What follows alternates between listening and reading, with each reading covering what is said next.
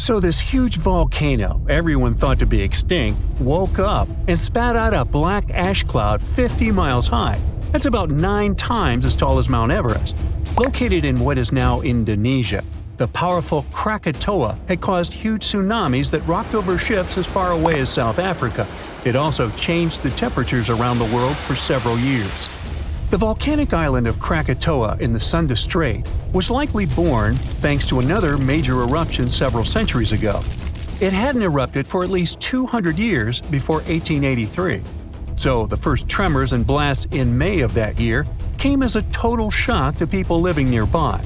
Then ships sailing through the busy water passage started reporting clouds of ash above the volcano. It went quiet again for a while, but they could still see ash above it. The eruption culminated at the end of August. It was so powerful that it shattered the island into fragments. Witnesses heard the sound produced by it in Australia, around 3,000 miles away. They described the noise as the roar of heavy cannons. Some say it was the loudest sound ever heard.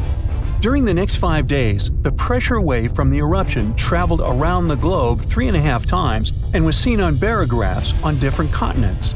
Hot avalanches of ash spread down the volcano as far as 25 miles away at crazy speeds. They ruined the surrounding islands and took 36,000 lives. Tens of thousands more drowned in tsunamis that happened after the volcano had collapsed into the caldera. Over 100 coastal villages on Java and Sumatra were completely wiped out. All this made the waking up of Krakatoa one of the most devastating in the entire recorded history. The Earth's crust is like a giant puzzle, made up of massive pieces known as tectonic plates. These plates are constantly sliding against each other over the mantle, which is the molten layer beneath. Indonesia is right in the middle of the so-called subduction zone. Here, the Indo-Australian plate collides with part of the Asian plate as it moves northward. As the oceanic plate dives down, it gets heated up, and you've got the perfect recipe for a volcanic hotspot.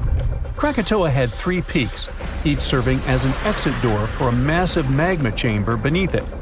During a previous eruption, debris blocked one of these exits, and the pressure built up beneath.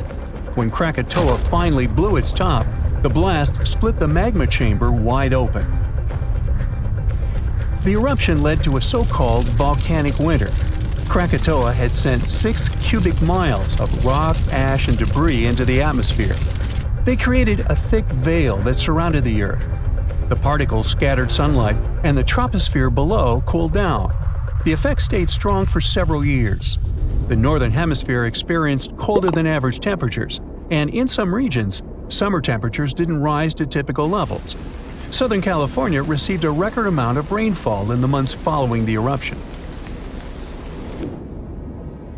The sky became darker in different parts of the world for years afterwards. The sunsets, for many months, turned into a spectacular show of red and orange. One astronomer supposed it was the source of the inspiration for The Scream by Edvard Munch. The painting shows exactly what the sky over Norway looked like after the eruption. It also produced a rare type of halo called Bishop's Ring and a volcanic purple light at night. For several years after Krakatoa had blown up, the moon looked blue and sometimes green. That's because some ash clouds were full of particles large enough to scatter red light, only letting other colors pass. Someone even witnessed lavender sun and night-shining clouds. Krakatoa became the first scientifically well-recorded and studied eruption of a volcano. Between the moments the first clouds of ash were seen by a ship passing by and the disastrous eruption, scientists managed to organize geological expeditions. They studied the volcano and gathered samples of volcanic rocks. It became useful for understanding volcanic activity. Krakatoa was sleeping tight until the 1920s, when some locals noticed a column of steam and debris spewing from the collapsed caldera. Within weeks, the rim of a new cone sprang up above sea level. After a year, it was a small island named Child of Krakatoa.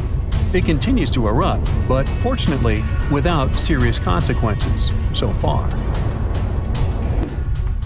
In April of 1815, Mount Tambora unleashed a massive eruption, wreaking havoc on the Indonesian island of Sumbawa.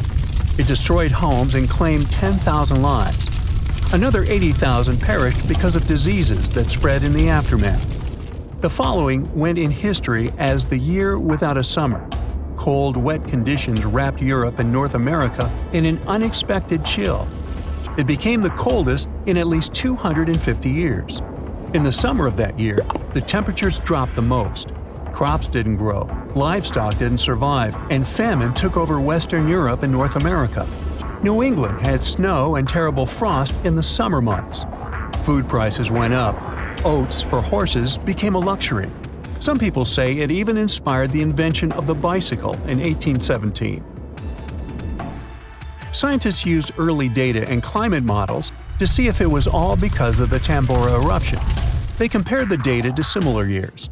They showed that precipitation was around the same, but the temperatures were much warmer. When they introduced the volcano into the scenario, they got the exact data for the year without summer. They say that a powerful volcanic eruption like that one increases the likelihood of extreme cold by up to 100 times. The explosion of the Toba supervolcano on the island of Sumatra around 74,000 years ago became the Earth's largest volcanic eruption in 28 million years. Parts of Indonesia, India, and a slice of the Indian Ocean got a cozy blanket made up of 6 inches of volcanic debris. It spat out a volume of rock comparable to almost 3 million Empire State Buildings. The crater it had left behind is still seen from space. All the ash and volcanic gases that sprang into the atmosphere because of the eruption partially blocked the sunlight. A severe volcanic winter began and lasted for 6 to 10 years.